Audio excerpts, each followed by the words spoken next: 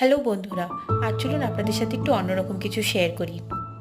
মাইসোর থেকে যখন আমরা আমাদের বাড়ির দিকে আসি তখন মাঝখানে পড়ে দুটি জঙ্গল।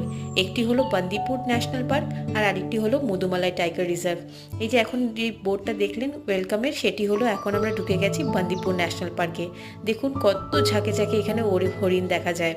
আর শুধু হরিণই নয়, হাতি, ময়ূর, বাদুড়, বাইসন অনেক রকম কিছু দেখা যায়। এই যে বাদিকে পয়েন্টটি দেখছেন, এখান থেকে এরা সাফারি ছাড়ে। সাফারি আপনাদেরকে পুরো জঙ্গল ঘুরিয়ে নিয়ে আসে। ওই যে দেখুন দূরে হাতি দেখা যাচ্ছে। মহীশূর থেকে আসার সময় প্রথমে পড়বে আপনাদের বান্দিপুর ন্যাশনাল পার্ক, সেটি হচ্ছে কর্ণাটকাতে।